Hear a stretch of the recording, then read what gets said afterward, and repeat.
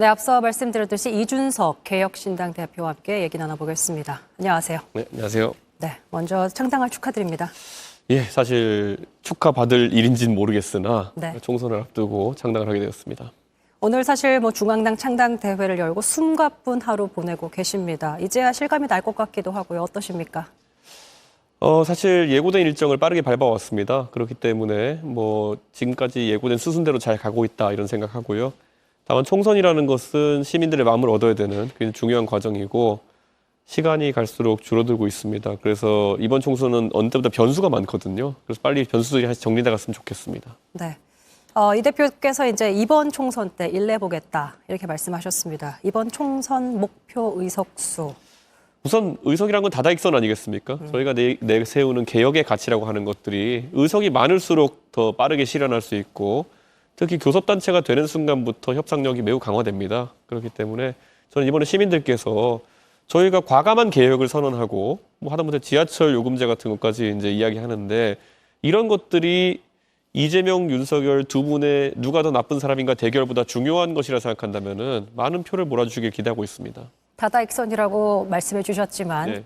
좀 더 구체적으로 질문 드리고 싶은 건 예상되는 의석수 이 정도는 가져와야 그래도 성공적인 창당의 의미가 있지 않을까 싶어서요. 저는 아까 교섭단체 얘기했던 것처럼 20석에서 30석 정도는 확보해야지 이제 그 다음에 저희가 말했던 개혁들을 완수할 수 있다 이렇게 생각합니다.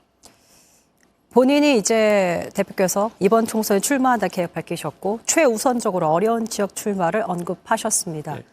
어디를 좀 염두에 두고 계신 걸까요? 저는 제가 몇 차례 공언한 것처럼 당세가 제일 약할 수 있는 곳에 가야겠다. 그중에서 의미 있는 곳을 찾겠다. 의미 있다는 거는 지금 반개혁적인 인물들이 많이 출마할 거로 보입니다. 근데 그분들과의 대결을 해야 되지 않을까 이런 생각하고 있고요. 지역적으로는 많은 분들이 수도권과 영남을 예상하는 이유가 결국엔 제가 지금까지 걸어온 길에서 저와 가장 대척점에 있었던 인물들이 그 지역대에 많기 때문에 그런 거 아닐까 그런 생각합니다. 알겠습니다.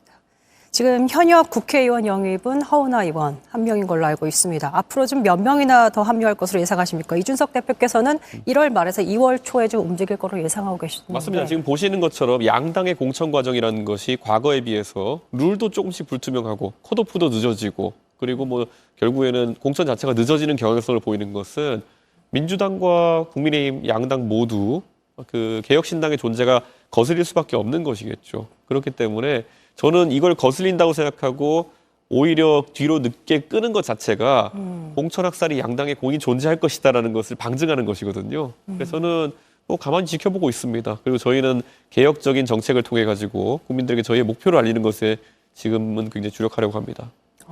그런 움직임과 상관없이 개혁신당을 갈 길을 가겠다라고 해석해도 될까요? 당연하죠. 예를 들어 그런 현역 의원이나 이런 분들이 참여하려고 한다 하더라도요.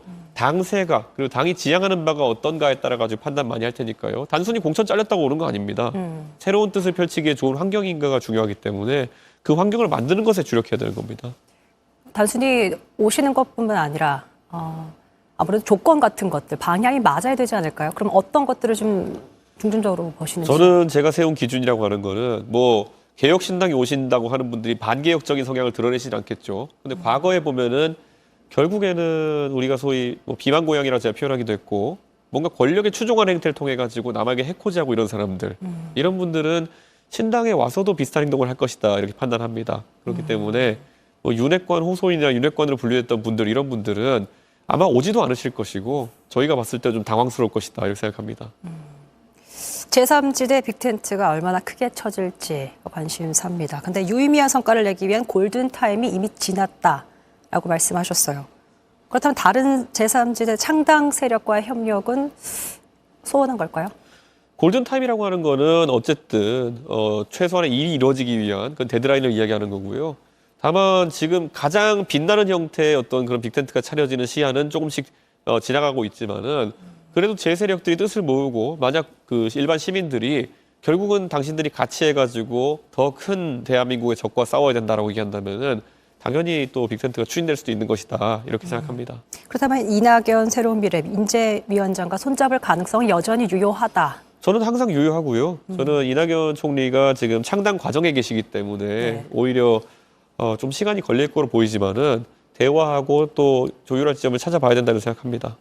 그렇다면 설 명절 전에 근데 통합하는 건 좀 이르다라고 언급하신 바 있어서 그러면 설 명절 전에 모든 게 좀 정리가 될까 싶었는데 그건 또 아니라고 볼 수 있을까요? 설 전에 정리를 한다는 것이 뭐 시간이 됐기 때문에 한다는 의미보다는 설 전에 이견을 좁히고 예를 들어서 뭐 좋은 방향성을 찾는다면은 당연히 어떤 선언적인 의미의 그런 움직임을 할 수가 있습니다. 그런데 지금 상황에서는 각자 저희는 이제 창당에 필요한 절차를 마친 상태지만은 나머지 세력들 뭐 미래대연합이나 새로운 미래 같은 경우에는 아직까지 좀 시간이 걸릴 거로 판단되어서 그 기간을 저희는 어쨌든 자강으로서 시간을 보내려고 합니다.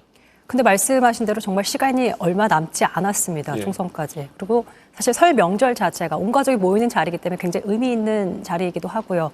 그래서 사실 이 대표께서는 좀 약간의 조바심이 나지 않을까 싶기도 한데.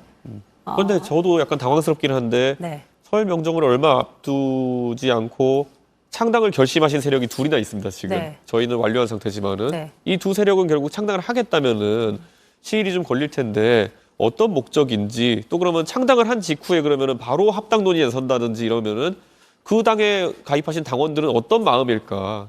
이거는 합당용 창당이냐 이렇게 되지 않겠느냐. 그렇기 때문에 저는 그것을 꼭 완료할 필요가 있느냐에 대해 가지고는 저도 약간 문제의식을 갖고 있습니다. 그럼 그 전 단계에서 이야기를 해서 뭔가 진행된다면 가능하겠지만은 이걸 완료하고 하겠다 그러면은 저는 뭐 현실적으로 공천도 불가능한 어떤 일정표다 이런 생각을 합니다.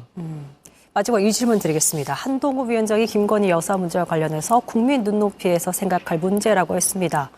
국민의힘이 김 여사 리스크를 좀 전향적으로 나올 거라고 보십니까? 그러니까 저게 얼마나 웃긴 얘기냐면요. 그 국민의힘에서 저런 얘기하던 사람들을 내부 총질러로 몰고 제발 나가라. 예? 이준석은 민주당 이중대냐. 나가라 이런 얘기하던 게 고작 한 달 전입니다. 그런데 한 달 사이에 뭐가 바뀐 게 있다면은 슬슬 불안해지나 보죠. 그러니까 이게 얼마나 모순적인 지점입니까?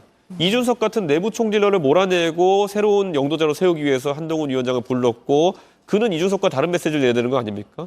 그런데 김건희 여사에 대한 문제의식이 있다고 하면 도대체 뭐가 내부 총질이었던 겁니까? 아니면 한동훈 위원장도 내부 총질하려고 하는 겁니까? 그래서 저는 애초에 이런 모순된 어떤 지점들을 봤을 때 애초에 그냥 권력욕밖에 없는 집단이었다. 상황에 따라 가지고 말을 바꾸는 거 아니겠습니까? 그리고 제가 과감하게 얘기하자면요. 강서 보궐선거는 김건희 여사의 명백 사건이 없이도 졌던 선거였습니다.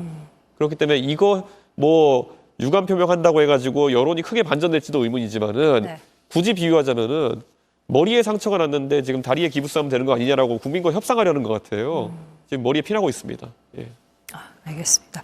이준석 개혁신당 대표와 만나봤습니다. 말씀 고맙습니다. 예, 감사합니다. 이준석 전 국민의힘 대표가 이끄는 개혁신당이 오늘 중앙당 창당 대회를 열고 공식 출범했습니다. 초대 대표로 선출된 이준석 대표는 기존 정당이 제시하지 못한 개혁을 이끌겠다고 했습니다. 리포트 먼저 보시고 잠시 후 이 대표와 직접 얘기 나눠보겠습니다. 먼저 김재현 기자입니다. 이준석 전 국민의힘 대표의 개혁신당이 오늘 중앙당 창당대회를 열고 공식 출범했습니다. 지난달 27일 국민의힘에서 탈당한 지 24일 만입니다. 이준석 대표는 대표직 수락연설에서 정부와 국민의힘, 민주당이 제시하지 못한 새로운 의제를 던지며 개혁을 이끌겠다고 했습니다. 이재명과 윤석열의 서로를 악당으로 하는 빌런 대결로 한다면 된다는 그런 안일함 속에서 준비해오던 그들에게 진정으로 정치에서 다루기를 기대했던 논제들이 무엇인지 보여줄 때가 되었습니다, 여러분! 또 개혁신당 측은 이태원 참사에 책임지지 않고 홍범도 장군 흉상 이전, 김구 선생 폄훼 등 논란을 일으킨 정부 여당과 구분되는 개혁 보수의 길로 나아가겠다고 했습니다. 이 자리에도 제3지대 세력들이 총출동했습니다. 이낙연 새로운 미래 인재위원장, 조응천, 김종민, 정택은 미래대연합 공동대표, 양향자 한국의 희망 대표, 금태섭 새로운 선택 대표 등이 참석했습니다. 여러분과 저는 똑같은 경험을 했고 똑같은 문제의식을 가지고 있습니다. 앞으로 행동도 똑같이 하시기를 다짐했으면 좋겠습니다. 김종인 전 국민의힘 비상대책위원장도 참석해 각자 도생이 아닌 단일 대우로 화합해달라고 당부했습니다. 사소한 이해관계를 저버리시고 좀 미래에 대한 넓은 희망을 가지시고서 목표를 설정하실 것 같으면은 내가 보기에는 잘 화합할 수 있으리라고 저는 생각합니다. 제3지대 빅텐트에 대한 큰 공감대가 형성된 가운데 주도권 다툼과 정책 견해차는 극복해야 할 과제입니다. JTBC 김재현입니다. 어젯밤 서울 구로구 지식산업센터에서 불이 나 사무실 집기류를 다 태우고 나서야 꺼졌습니다. 오늘 아침 청주의 한 원룸에선 화재로 주민 한 명이 전신 화상을 입고 병원으로 옮겨졌습니다. 주말 사건 사고 권민재 기자입니다. 건물 안이 흰 연기로 가득 찼습니다. 스프링클러에서 새 나온 물이 바닥에 찰랑입니다. 어젯밤 11시 20분쯤 서울 구로구 지식산업센터 건물 8층에서 불이 났습니다. 다친 사람은 없었지만 불은 사무실 물건을 다 태운 뒤 1시간 만에 꺼졌습니다. 소방당국은 사무실과 창고 내부 전자기기에서 불이 난 것으로 보고 있습니다. 소방관들이 검게 그을린 집안으로 호스를 넣습니다. 부엌 찬장이 다 녹아내릴 정도로 탔고 천장은 검은 재로 뒤덮였습니다. 오늘 오전 9시쯤 충북 청주 복대동 다가구 주택 1층 원룸에서 불이 났습니다. 이 불로 이곳에 살던 30대 남성이 전신 2도 화상을 입고 병원으로 옮겨졌습니다. 현장에서 1차 감식 시에는 어떤 음식물 조리의 흔적은 없었습니다. 당국은 부엌에 있는 전기 레인지에서 불이 시작된 것으로 보고 정확한 화재 원인을 조사하고 있습니다. 오늘 오전 9시 20분쯤 인천 남동구 영동고속도로 서창분기점 주변에서 1톤 화물차가 갓길에 주차된 대형 화물차를 들이받았습니다. 1톤 화물차를 몰던 40대 여성은 다리를 다쳐 병원으로 옮겨졌습니다. 경찰은 운전자의 음주 여부 등 정확한 사고 경위를 조사하고 있습니다. JTBC 권민재입니다.